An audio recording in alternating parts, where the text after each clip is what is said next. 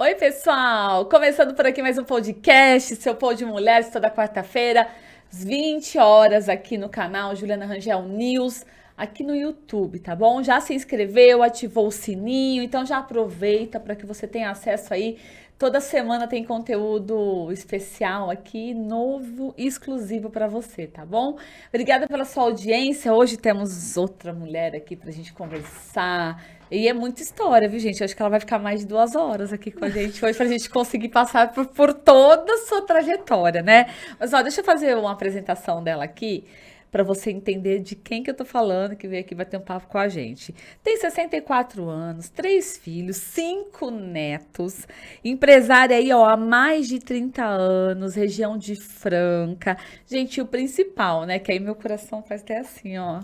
Só faz parte de café, né? De produção, exportação. E não é só isso, viu, gente? Além de. Deixa eu ler direito aqui, né? Vamos falar, ó. Labareda Agropecuária, tá? Que foi que ela fundou junto com seu marido, que hoje é uma das mais conceituadas empresas exportadoras de cafés especiais do Brasil. Olha a responsabilidade, o nome aqui, né? Mas a Flávia, gente, Flávia Lancha, seja bem-vinda.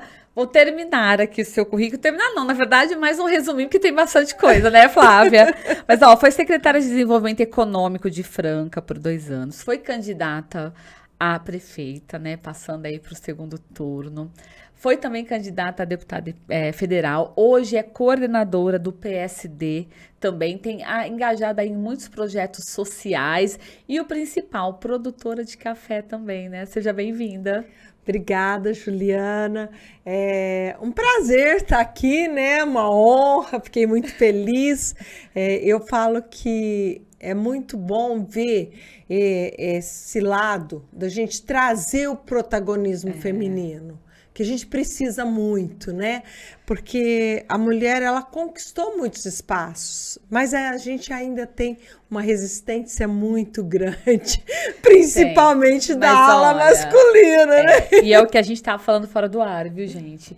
Porque inclusive, eu quero que a gente vai falar muito disso aqui, né? Porque a Flávia hoje, ela tem duas principais áreas na vida dela, e vamos falar o português claro aqui, são as duas principais áreas ainda machista, e que assim, machista no sentido o quê? De ainda ser dominada por homens, né? De ter ainda muito aquela coisa do que é antigo, do que é difícil você mudar, né? Posições, crenças, e que a gente vem nessa evolução, né? Conservadora demais. Conservadora, exatamente.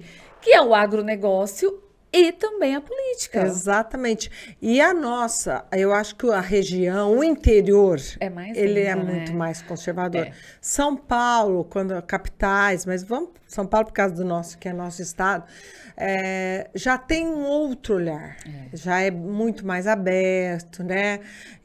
Mas o interior ainda é muito conservador. E eu falo, na política, eu senti isso muito de perto, e quando eu comecei no agro, que eu era bem mais nova, eu era muito novinha quando eu comecei, e aí sim, tinha uma resistência muito grande dos homens em reconhecer que eu estava trabalhando, que eu tinha um papel, que eu era protagonista. Mas, ó, você é de Ribeirão Preto, né? A sua família sempre foi família de produção de café. A minha família Que é a é família daqui, Consone. aqui de Ribeirão Preto, né? Uma família que já foi muito tradicional. E aí minha avó é a família da minha mãe. Aham. Ela e os irmãos tinham café aqui na região, tinham café em Maringá também, no Paraná, e eles se encontravam muito e só falava de café. E eu falo assim que eu passava minhas férias com ela e a gente só falava de café, de café. E eu sempre tinha uma brincadeira que eu falava assim, gente, esse pessoal só fala de café e eu agora só falo de Ó, café. gente, deixa eu falar. A gente já falou o nome aqui, né? Que é Labareda Agropecuária, a produção, mas é o café Labareda, né? Que todo mundo conhece, ó. Eu ganhei o meu, quase não gosto de café, né? Quem tá aí sabe um pouco da minha história também no café. Tem vários locais aqui em Ribeirão Preto também. É. Ô, Flávia, e você é de família de quantos irmãos? Nós somos em 3. Em 3, é Eu só sou você mais mulher. velha. São 2 mulheres e o Então meu são- irmão caçula, que é advogado, inclusive, que é homem. Mas só eu que trabalho Que foi pro ramo mesmo. Exatamente. E aí você se casou, foi quando você foi pra Franca, é isso? Eu me casei, morei 6 anos na fazenda, no município, município de São Simão, mas a fazenda fica próxima produção a de Cravinhos. café? Não, Não. na época era cana, era boi, e depois transformou em cana. E aí, em 84, nós compramos essa fazenda lá em Franca, né? Quer dizer, na realidade é Cristais Paulista, o município. Que é grudadinho, né? E eu estava até grávida do meu último filho, do meu filho caçula, isso em 87. E aí nós mudamos para Franca. E aí Mas eu até assumi uma então fazenda vocês já lá que era produziam café lá? Ainda não? Não, não. Aí vocês começaram um processo do zero, então, com a produção de café. Do zero lá. Começamos do zero lá. E aí, nossa, foi um desafio atrás do outro. É claro, eu lembro que a gente estava começando a plantar café, deu uma geada, queimou um tanto de lavoura. E a hora que você está começando é muito difícil, né? Eu sempre falo assim, sabe aquele ditado, né? Que as pessoas hoje, elas veem assim, a pinga que você toma, mas não vê os tombos que você cai. E então... Foi uma época difícil, muito difícil, com 3 crianças. Eu comecei a trabalhar com meu marido nessa época, quando eu estava com o meu caçula, porque, na realidade, eu sou formada em letras. Eu ia te perguntar agora. Você é formada em letras, ciências e letras, mas você tem pós-graduação em gestão pública, liderança, gestão de pessoas. Tem também, você ficou por 30 dias em Oxford, né? Oxford. Também porque eu falo assim, que a minha vida acadêmica foi mudando ao longo do tempo. Até eu faço parte do Mulheres do Brasil, do Vozes, e a gente dá palestra para o ensino médio. E uma das coisas que eu falo muito para eles, eu falo, gente, é muito importante você continuar estudando. Que o estudo, o seu conhecimento, é aquilo que você adquire que é seu e vai servir para alguma coisa. E eu falo que é muito difícil você imaginar um adolescente de 17 anos pensar numa carreira que é o resto da vida. Porque eu falo que com 17 anos eles querem a namorada ou namorado, é ir pro barzinho, é pensar que eles vão tirar a carta, entendeu? Então, assim, é um contexto que eles estão... É uma luta, uma dualidade, porque eles têm que escolher uma profissão e, ao mesmo tempo, eles estão, nesse momento, aí vivendo tanto que de é o auge da adolescência, né? É claro, borbulhante. Quase ficando maior, 18 anos, né? Aquele processo de mudança toda. E aí eu sempre falo, gente, não fica pensando no que vai ser o resto da vida. Pensa no hoje, o que você gosta agora, hoje, o que interessa hoje. E aí você estava lendo sobre pós-graduação, e justamente a gente tem essa possibilidade hoje. Você faz uma graduação e você pode, ao longo do tempo,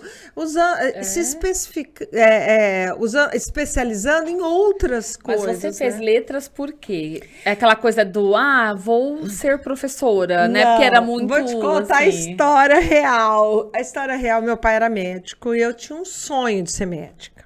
E você não fez, mas estudei pra caramba, tudo.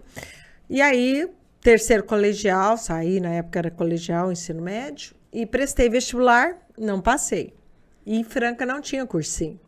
E eu queria ir para São Paulo, morar com os meus avós paternos, que eram pais do meu pai. E eu falei para ele, pai, eu vou morar com seus pais.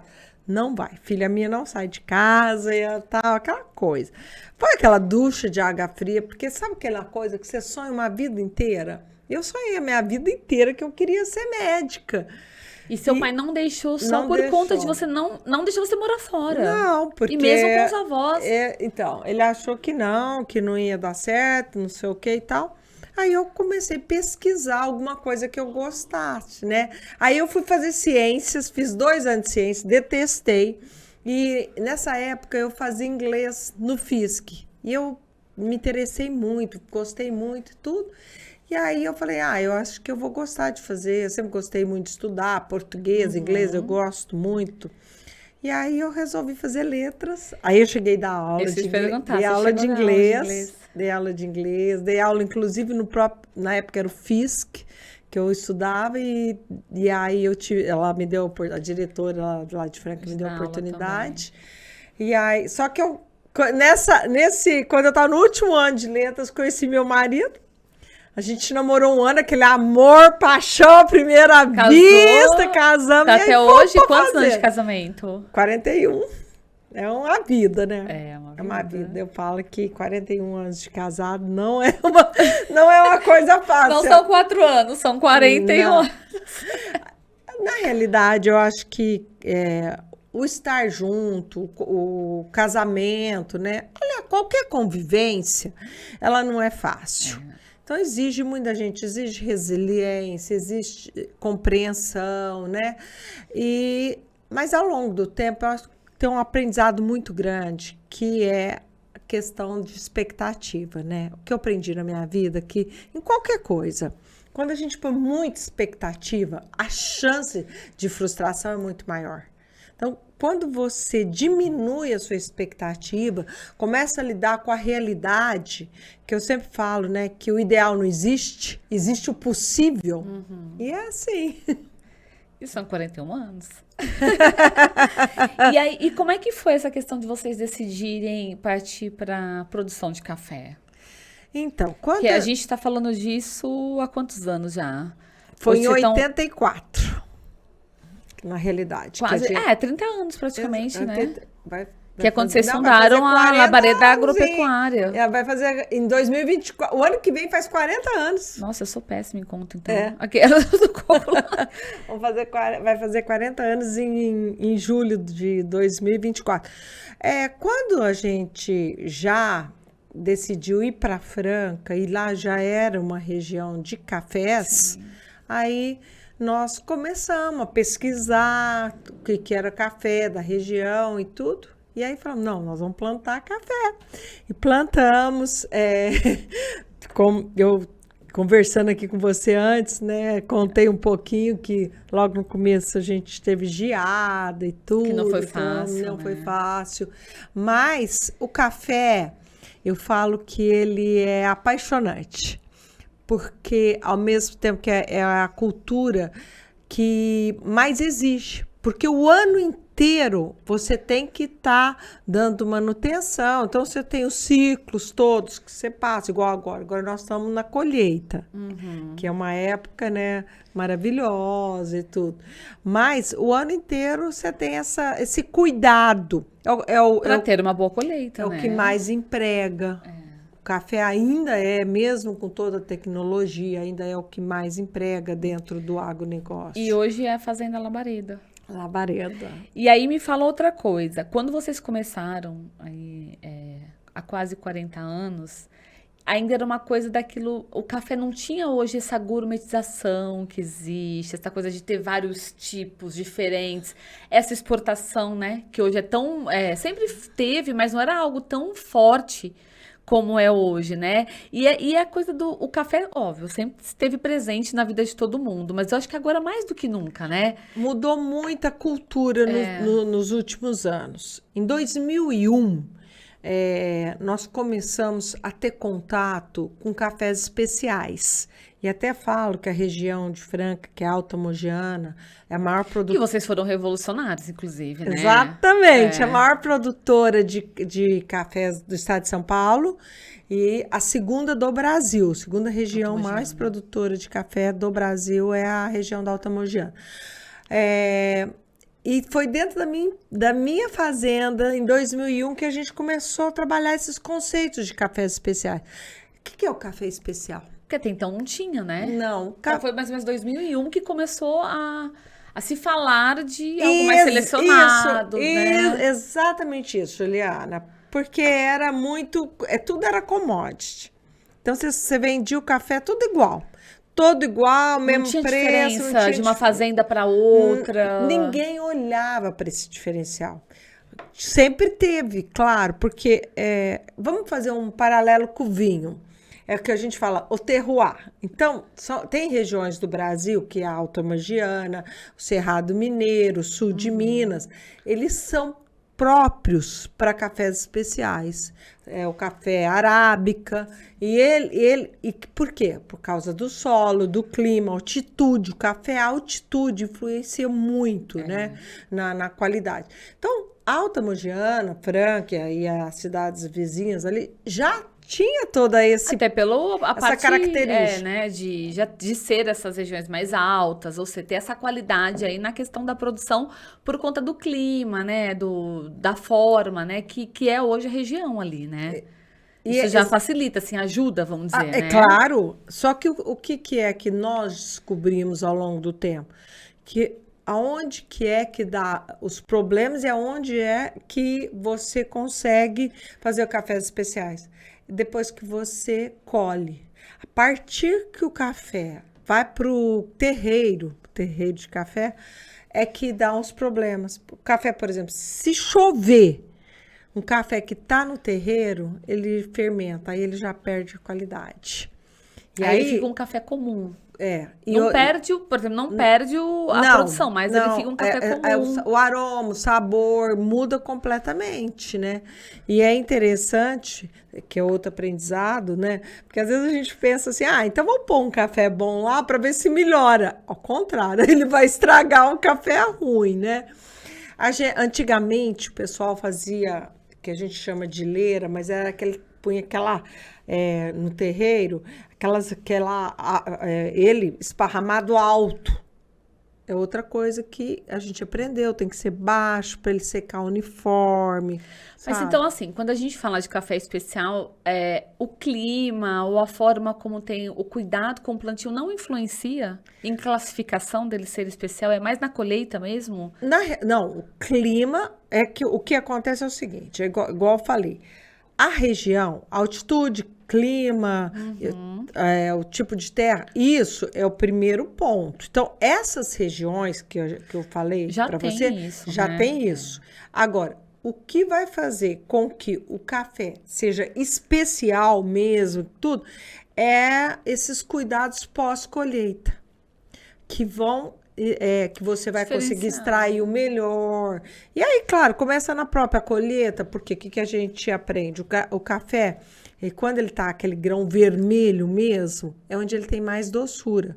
Só que o tempo de maturação é muito rápido. Então, a gente faz o que a gente chama de colheita seletiva, que a gente colhe esse grão vermelho para poder extrair, depois a gente passa de novo e aí já colhe ele seco, né? Então, porque esse grão, ele tem mais doçura, ele tem mais aroma, mais sabor. Só que é muito curto o ciclo, então é muito rápido, né? Uhum. E aí esse olhar diferenciado começou então mais ou menos por volta do ano de 2001. 2001.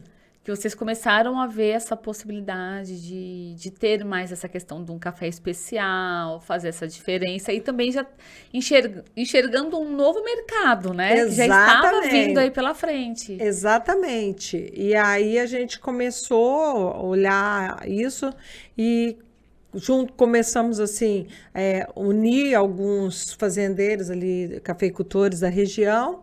Montamos uma associação de cafés especiais, a MSC, que tem até hoje, e justamente para difundir esse conceito.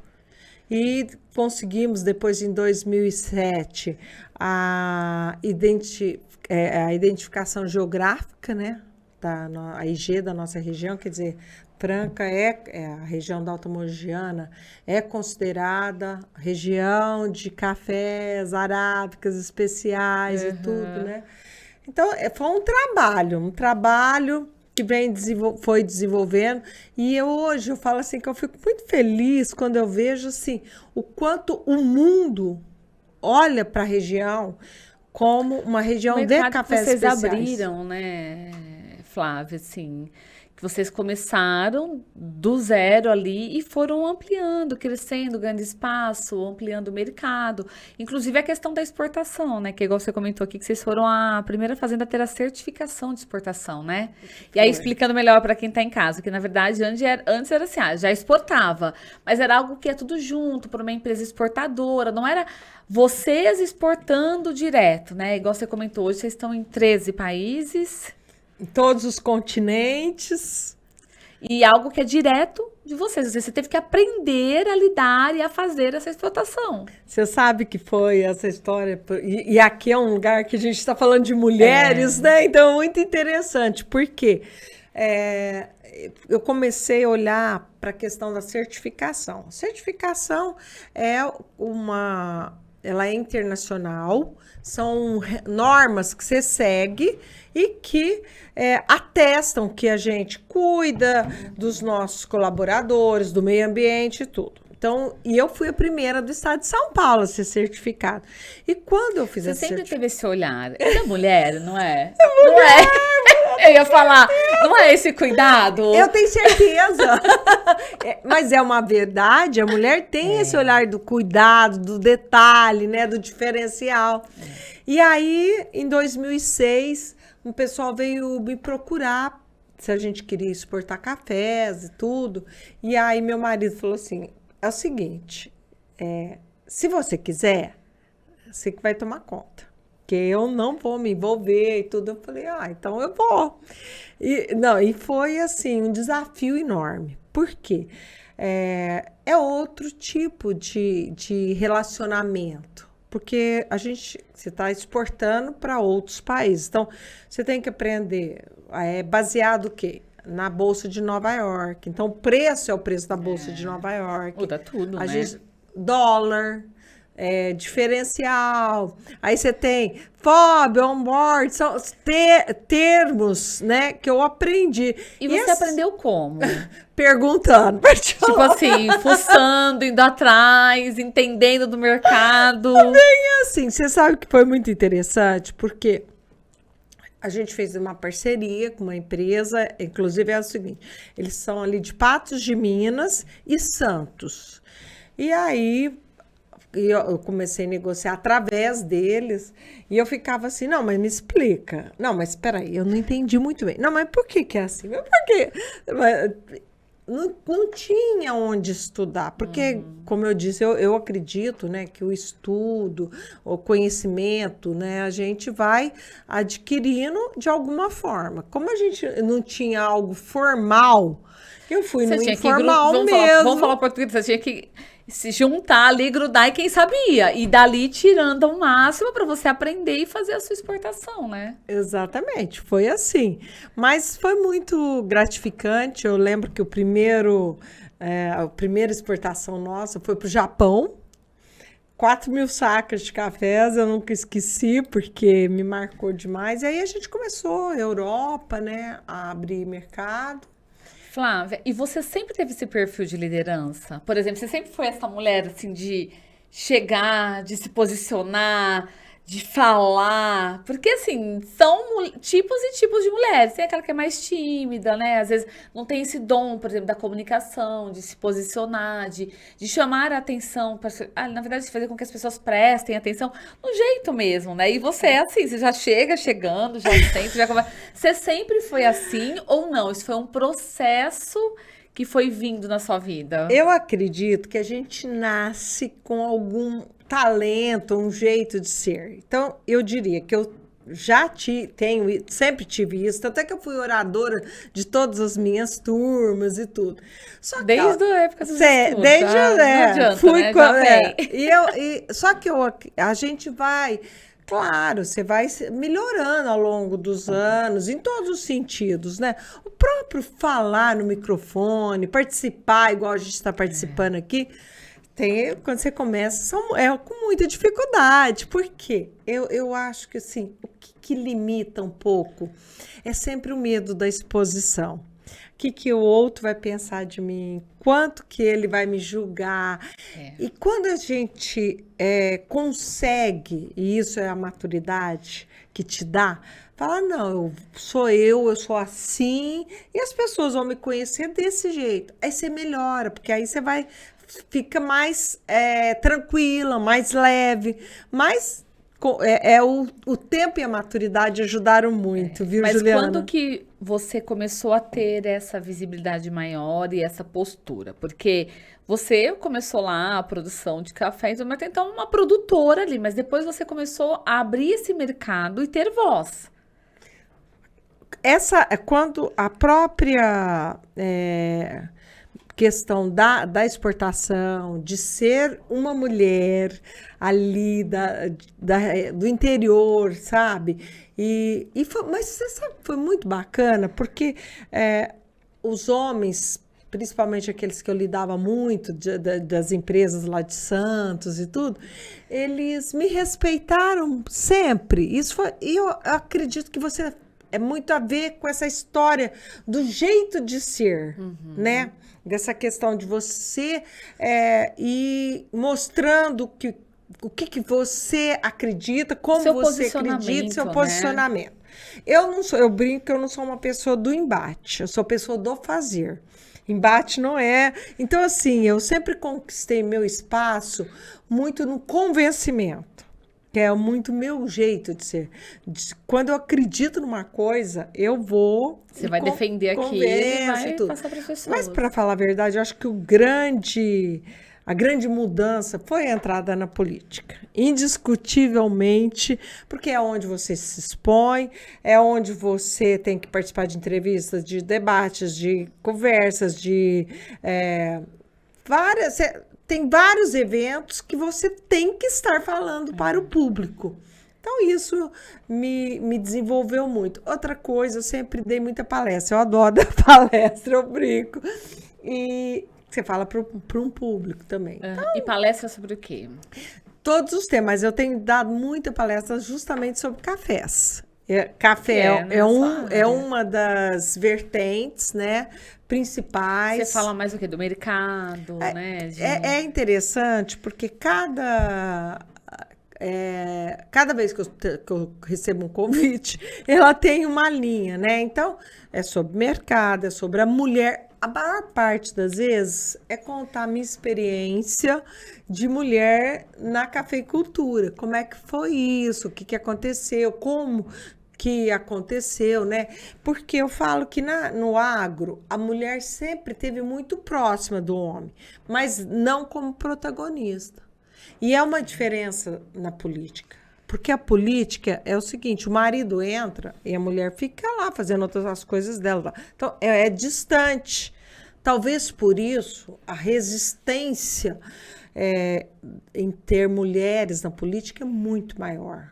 Né? O agro, as mulheres estão conquistando um espaço muito mais rapidamente do que na política. Mas isso também é bem recente, né, Flávia? Essa conquista e abertura de mercado, porque agora sim. E, bom, que eu me lembro, assim, eu acho que uns 4 anos pra cá, que a gente ouve se falar muito da mulher no agro. Então vamos colocar aí a filha que tem já lá a produção com o pai que assumiu, né? Esses dias atrás a gente trouxe aqui, inclusive, a Cláudia Toniello. E a Cláudia hoje, ela faz a gestão de 3, 4 usinas aí, e como mulher, igual ela falou, não é fácil. Às vezes eu sento numa sala de reunião e só tem homem. É o meu pai, é meu irmão, é o gestor, não sei o que, eu tô lá. E quando eu falo alguma coisa, eles fazem assim, ó. Eles demoram, tipo, pra digerir, pra aceitar. Mas, ou seja, ela sempre esteve envolvida, mas agora que tá vindo muito essa coisa da mulher assumir mesmo cargos importantes, principalmente quando vem já de família, né, produção e tal, ou até mesmo contratações. Que igual ela comentou também, um outro exemplo, que até queria que você falasse dessa questão no café. Inclusive, hoje tem mulheres operando máquinas colhedeiras dentro do agro. Então, Mas, ou seja, tecnologia, imagina, quando você imagina uma mulher operando-se aquela cabine cheia de botões, né, e tal. E não, e tá a mulher lá. E ela comenta, inclusive, isso, que você vê a colheita mais, ainda rende mais, aproveita mais, né? Que tem o forma, o modelo, ou seja, é a mulher. É o que nós estamos falando, esse olhar da mulher, né? Mas até isso eu acho que ainda tem uma dificuldade, porque eu fui uma das primeiras ali da região a trazer mulheres para serem tratoristas, né? Olha só. Mas elas próprias tiveram dificuldade, acabaram saindo, E por tudo, quê? né? É aquela questão de você estar num ambiente masculino e você não se sentir à vontade nele, sabe? Porque quando você pensa, a gente tinha, vamos lá, uns 14 tratoristas homens e uma mulher. Depois a gente teve 2 mulheres. E aí elas ficaram um tempo, depois começaram a... Não, eu acho que não é para mim. Então, a mulher, ela mesmo, ainda... Às vezes ela mesmo se boicota, né? É, verdade. Não é aquela coisa, ai, não me sinto bem ali. Daí, vai fazer seu trabalho, não é? Mas às vezes é aquela coisa de ficar mesmo com receio ainda, porque ainda toda essa mudança não adianta. Não vem assim da noite pro dia. É uma mudança de cultura, né? Uma mudança de evolução mesmo, né? Exatamente. Não, mas a gente está vendo aí o tempo inteiro pessoas assim, destratando mulheres. Você vê outra coisa, assim, né? A questão da violência contra mulheres. Parece que agora, nos cresceu últimos tempos, demais né? durante a pandemia. Cresceu e está aparecendo, né? Muitos casos. Então, às vezes assim a gente conversa e fala assim, nossa, como é que numa época dessas a gente ainda pode ver a mulher sofrendo preconceito, a mulher sofrendo violência, né? Entendo as diferenças, né? Então, ainda temos um caminho longo e árduo. E aí eu falo, a gente está falando do agro, mas a política é pior. Muito pior. Muito pior. Mas assim, na política também, nos últimos anos, a gente viu um crescimento considerável de mulheres, né? Muito lento. Muito lento. Porque se a gente... Vamos lá, vamos fazer uma conta aqui. Nós somos mais de 52% da população. E nós somos 18% só que estão na política. É bem pequeno. É muito pouco. Se você pega o Congresso, 503 deputados, você tem só 90 mulheres. É nada. Sei lá, a gente tá falando aí de uma porcentagem muito pequena. É muito pequena. E assim, a mudança está ocorrendo muito lentamente. Por exemplo, agora em 22, eu até acreditei que pudesse ter essa alavancagem, né? E de ter mais mulheres, mas a gente não está conseguindo romper essa barreira. E aí a gente entra naquilo que a gente estava falando também. Tem ainda um preconceito de mulher apoiar a mulher. Mas se nós somos mais de 52%. Imagina se mulheres, todo mundo votasse mulher, né? Mas a gente só ia ter mulher. E eu tenho muito uma visão, Juliana, a seguinte. Eu não acredito que a mulher é melhor que o homem, ou que o homem é melhor. Eu acredito que nós somos complementares. Mas a mulher, ela tem características, nós falamos aqui de cuidado e tudo, que precisa tem aquela muito coisa do na materno, política. né? A gente de ser mãe, de ter essa coisa que é da mulher, né? Precisa demais, demais. A gente vive uma polarização, uma briga. Outro dia eu estava falando para umas amigas, eu falei, vocês acham que se fosse mulher, por exemplo, agora na Rússia estaria em guerra? A mulher não vai para a guerra, ela tem filho, ela pensa no outro, ela não quer uma exposição de morte, né? Então, ela vai... O que a mulher negocia? E outro dado, mas tem dados muito interessantes. Países onde tem mais mulheres no legislativo são menos corruptos. É porque lá fora, alguns países já têm um pouco esse papel invertido, né? Assim, na verdade, evoluído, né? De ter uma participação maior de mulheres e já está acontecendo, pegar ali, né? Suécia, Noruega e etc., esses países, né? Suíça, você já tem uma participação maior, feminina, né? Muito maior. E dá diferença... os dados... Nossa, porque essa questão, né, que a gente está falando aqui, a mulher, ela cuida. A gente cuida de casa, a gente cuida de marido, a gente trabalha e tem esse olhar. E o que é a política? A política é você fazer algo pelo outro, para melhorar a vida do outro. Não é você entrar e pensar em você. E uma das coisas que eu vejo assim, o quanto a política está desacreditada, é por isso também. Porque o homem, ele é muito esse lado do poder, ele é muito mais individualista, voltado para ele, né? E a mulher já tem um outro lado, né? Ó, deixa eu dar uma pausa rapidinho, gente, só para eu falar para você que tá em casa, da Claro TV, você que não tem internet ainda de ultra velocidade, 500 mega, fibra, tem que ter agora, tá? Pra internet do seu filho na hora do estudo não travar, ou na hora da diversão, do entretenimento, na hora que você tá assistindo um filme. Aproveita que na sua tela tá passando aí todas as informações, já acessa, entre em contato, que a Claro é a melhor internet e tem promoção que tá terminando, tá? Só R$ 99,90 no plano multi, 500 mega de internet de fibra para você ter na sua casa ou no seu comércio também. Ô Flávia, e você migrou para a política como? A produtora ali de café, e que de repente, o que te despertou, assim, que você migrou para a política? Vamos voltar para um contexto seguinte. Meu pai foi prefeito de Franca. Então você já tem uma tradição política na família. Foi vereador algumas vezes. Como chama seu pai? José Lancha Filho. Já é falecido. E ele...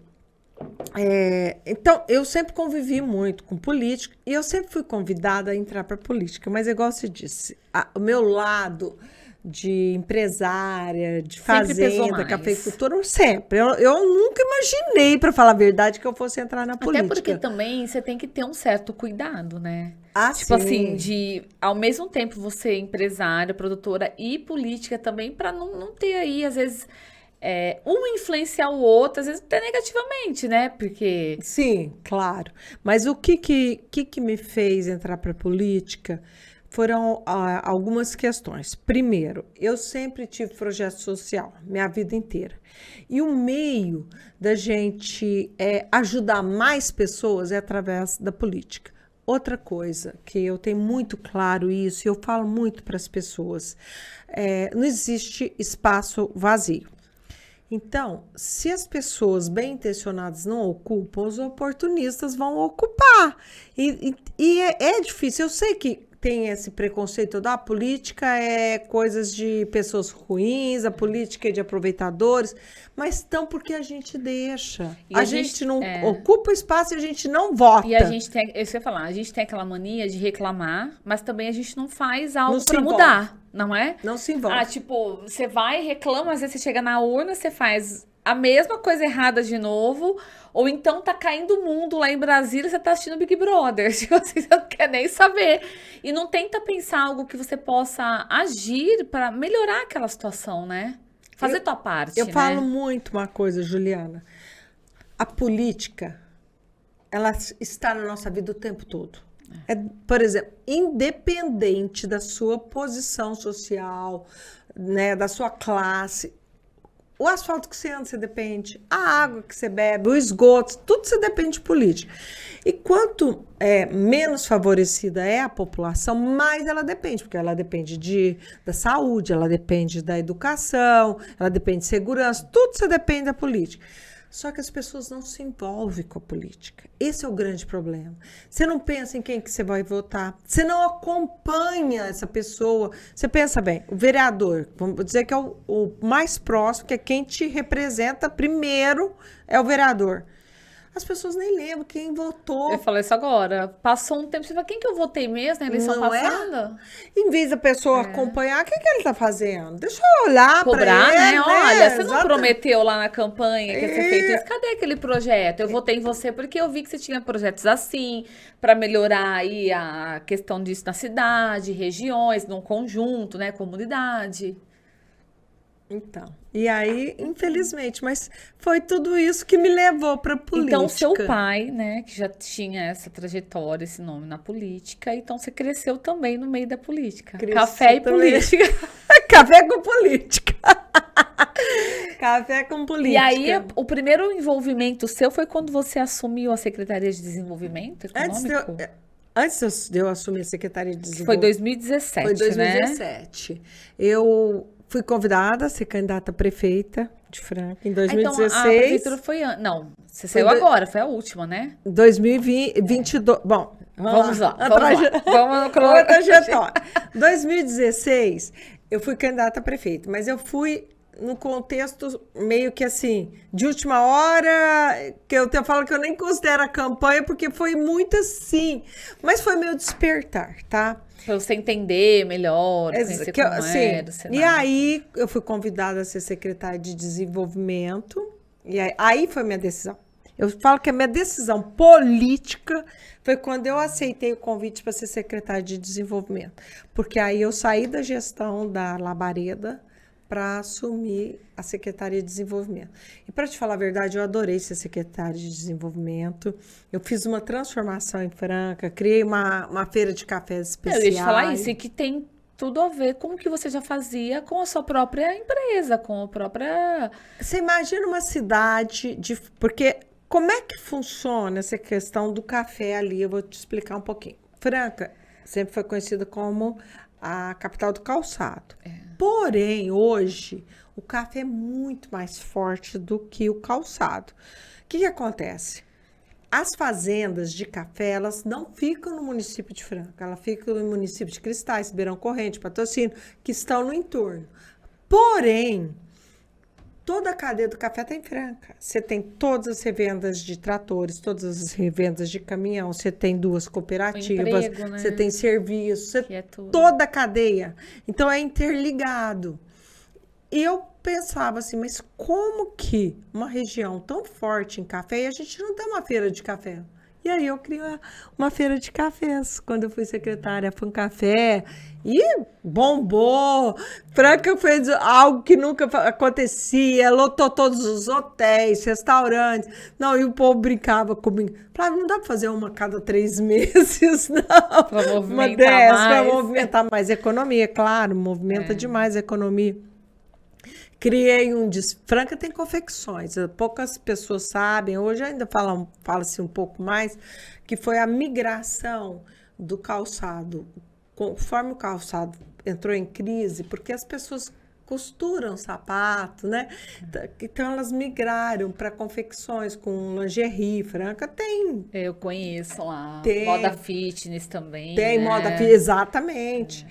E aí eu criei um desfile, tipo São Paulo Fashion Week, Em Franca. levei 2 blogueiras, uma em cada ano, inclusive no primeiro ano, ela virou famosa, depois a Rafa Kalimann, que participou do Olha. BBB, foi desfilar para nós e tudo. Então assim, eu fiz uma mudança lá.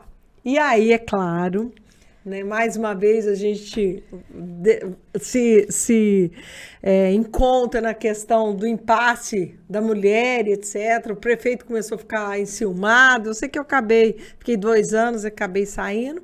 E aí, sim. Foi quando você teve a tomada de decisão de falar, agora eu quero fazer política, eu quero ficar na política. Quero ser prefeita.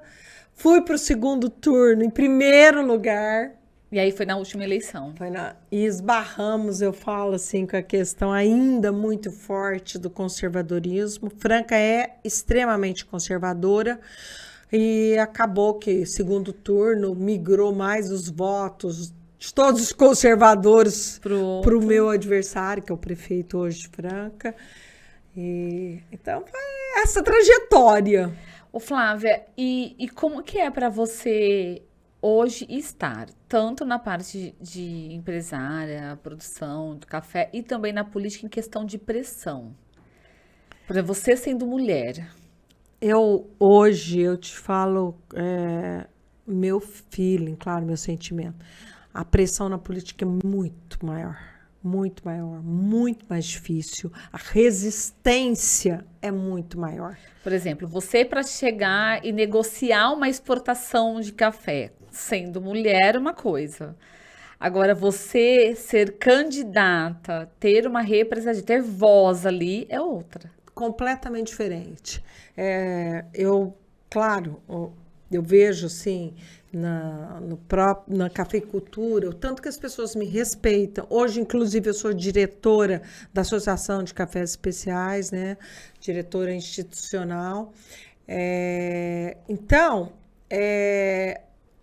todo mundo na cafeicultura tem um respeito muito grande, eu tenho todo esse olhar.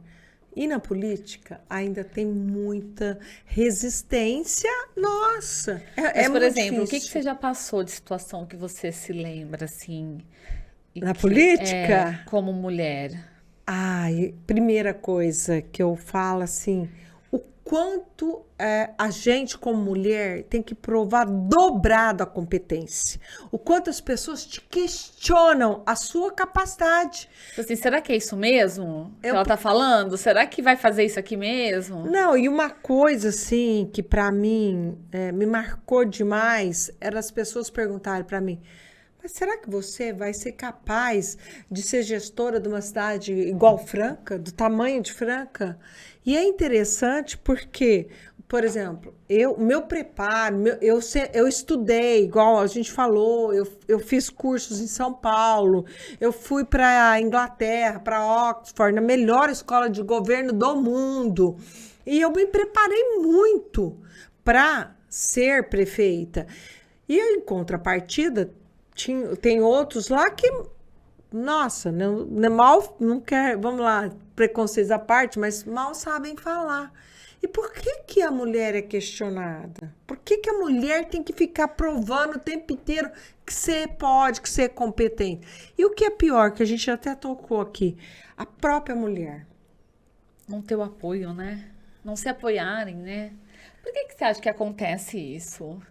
Na sua Eu opinião? acredito que isso é cultural, né? Porque a mulher sempre esteve Teve mais a questão de disputa do que unir forças e apoio mesmo, né? Um pouco é o jeito de ser da mulher, que felizmente está mudando muito. Eu vejo as jovens hoje, o quanto elas se apoiam. Mas mulher era muito invejosa. Vamos lá, vamos ser sincera. Então, isso é cultural. A outra questão é a mulher sempre teve mais em casa, né? Mais recolhida e tudo. Então, aí que vem o questionamento. Será que ela é capaz? Será que ela vai dar conta, né? Não, isso é coisa de homens. E foi. E aí, você estava falando sobre peraí, que teve aqui Cláudia a Cláudia. Tonello. Cláudia. Contando, né, das reuniões, teve um momento lá que foi muito interessante. Eu fui em São Paulo, entre a eleição, entre o primeiro e o segundo turno para governadores, e eu estava lá no partido, no PSD. E o Kassab, que é o presidente do partido, fazendo uma reunião com os prefeitos para pedir o apoio para o Tarcísio. E ele me convidou a participar da reunião. Tinham 29 homens E você? e eu, só eu. Para você ver. E é muito assim, claro que você tem o prefeito, mas a assessoria toda masculina. Então, Também, não é só a figura do político ali, né? é a assessoria também. Então, é um ambiente extremamente masculino. E o que você sofreu mais quando você se candidatou assim? Tinha muito insulto, muita. Porque eu acho que tem muito lado. A mulher ela é mais emotiva, é mais emocional. A gente tem esse lado mais sensível, Nossa, né? você sabe E que eu acho que é onde eles pegam muito, não o pega? segundo turno, para mim, foi muito difícil. Muito duro. Tanto é que eu fiquei doente. A gente estava em plena pandemia. Eu tive febre, pressão alta e Tudo assim, por conta desse da desgaste pressão, ali, da né? pressão. Fake news. Fake news foi Deixa eu te o perguntar que isso também, porque você já foi- pegou a onda da era da tecnologia, né? Assim, das redes sociais em alta, né? Que aí todo mundo pode opinar, julgar. Nossa, você sabe que o primeiro dia do segundo turno começou 7 horas da manhã, o pessoal me ligando, falando assim: Flávia, estão falando que você vai fechar as igrejas, porque, infelizmente, eles usam a ignorância das pessoas. Então, por exemplo, um prefeito não pode fechar uma igreja. Tem nem Porque essa não, é autoridade. constitucional. Mas as pessoas, como estava naquela questão de lockdown, eles usaram isso e as pessoas acreditaram que eu ia fechar todas as igrejas definitivamente ainda. Que eu era a favor do aborto, que eu era a favor da ideologia de gênero, essas coisas, assim. Mas o que é pior, vamos supor, ainda que eu fosse, mas ninguém pergunta. E aí isso se alastra. Porque é um clique ali, você já compartilha. E às vezes a pessoa, ela lê só um título e já vai disparando, não checa, né, a informação, se procede ou não. Hoje a maioria é assim, Não, infelizmente. E Até hoje eles me perguntam, Flávia, você ia fechar as igrejas? Eu falo, gente, aí você tem que dar uma aula, né? Prefeito nenhum, eu falei, nem o presidente da República pode fechar as igrejas, imagina, um prefeito, né? Ô, Flávia, e hoje a mulher na política em Franca nunca teve prefeita. Nunca. E na Câmara de Tem só Vereadores? 2. São 15 cadeiras em Franca, a gente tem 15 vereadores, 2 mulheres. Então, É bem mostra... parecido com Ribeirão também. Não, e aí mostra muito claramente essa questão ainda conservadora. Eu acompanhei muito a Sueli aqui, né? Que a Sueli foi para o segundo turno, junto com o Nogueirinha e tudo, né?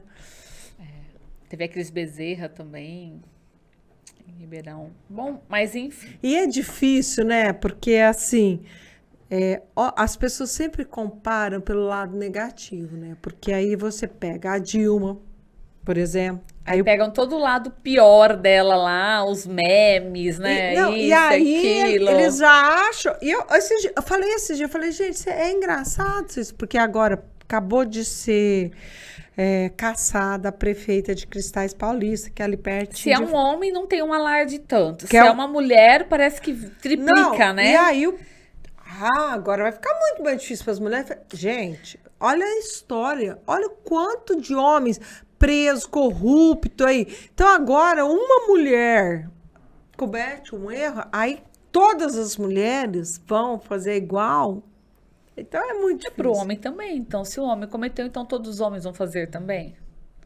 É a mesma Mas coisa, esse né? contexto vai pro lado da mulher. E aí, você também disputou como candidata a deputada federal, né? Fui candidata a deputada Que é federal. um processo totalmente diferente de Totalmente. regional, prefeitura. Totalmente. Ele é muito trabalhoso, porém ele é mais leve, porque não tem Mais essa leve? desconstrução tão grande. Ele exige, é uma conquista. Eu falo que o legislativo você tem que conquistar o seu eleitor. O executivo é destrutivo, que um quer destruir o outro para ele sobressair. Fui na região nossa ali da Alta Mogiana, fui a mais votada, né?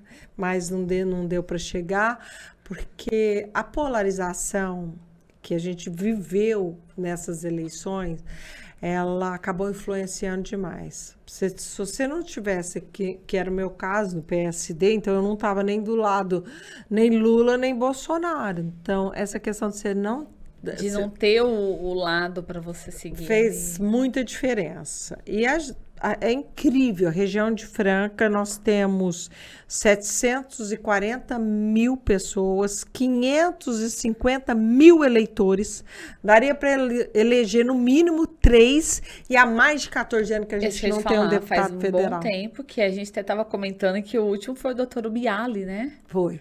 E depois Foi. nunca mais. Nunca mais, nunca mais. A nossa região é incrível e o quanto isso impacta. E para onde vão esses votos?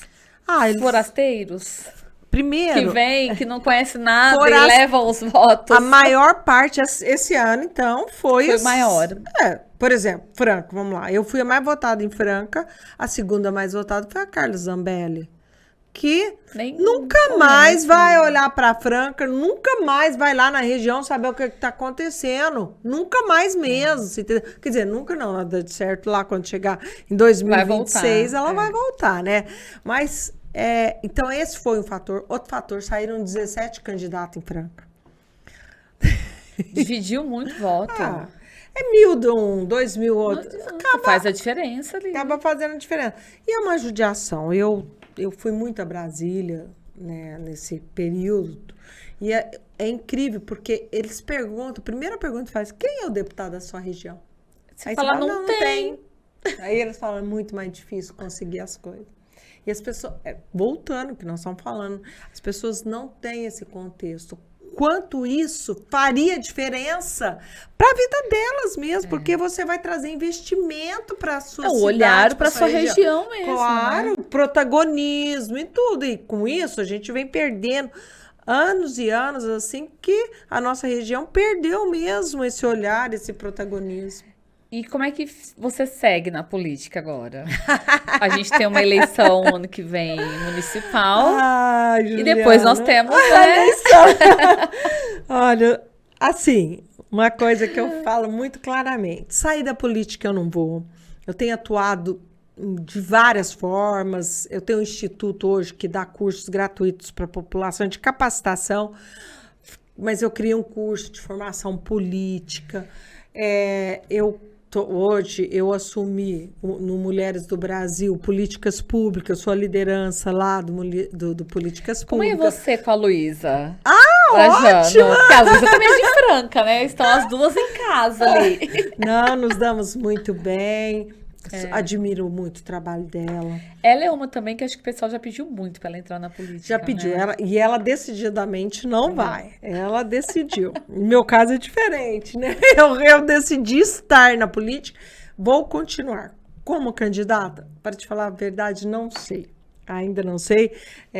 Hoje tenho, assim, muita gente me pedindo e eu acredito assim, se a gente conseguir pensar num projeto Franca que seja para o bem de todos, provavelmente eu devo falar sim. Então, essa é a minha situação. É por um projeto maior. Não é um projeto Flávia, é um projeto Franca. Aí pode ser. E os desafios da mulher, né, Flávia? Claro! E espero que as mulheres se conscientizem quanto nós mulheres né? vamos fazer a diferença na vida delas mesmo. Porque quem é que vai defender? Quem sabe as nossas dores, se não é a outra mulher? É a gente que tem filho, é a gente que sabe as dificuldades que é para conseguir uma creche, por exemplo, questão da violência, questão da saúde. Então, quem é que está decidindo pelas mulheres? São os homens. E eles não têm a vivência, eles não têm esse olhar. Então a gente precisa. E agora a gente também está tão em alta essa questão do empoderamento feminino, né? Das mulheres se descobrirem mulher, né? O seu papel, o seu destaque, né? Perder esse medo de se posicionar, né? Na sociedade, de ser ela mesma, né?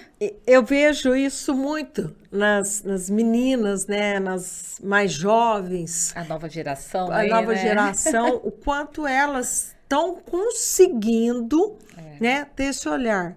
Então, acredito que elas farão, sim, a mudança que a gente precisa. Flávia Lancha, obrigada pela sua participação. Eu acho que contribuiu muito aí para quem está assistindo, para quem está ouvindo também pelo Spotify. E ter um pouquinho mais esse olhar, essa sensibilidade da mulher, né? Seja aí no agro, seja na política, onde ela estiver, né? Juliana, muito obrigada. Gostei demais de participar. Eu tenho participado sempre que as pessoas me convidam, porque eu falo justamente uma coisa muito importante. As pessoas hoje me olham muito como referência. Uhum. E que bom se eu puder ser essa referência para trazer esse olhar para as mulheres, para que elas participem mais ativamente, tanto no agro quanto na política. Tá joia. Obrigada, Flávia, pela sua participação. Obrigada a você. Viu? Pessoal, e ficamos por aqui. Até o próximo episódio. Tchau, tchau.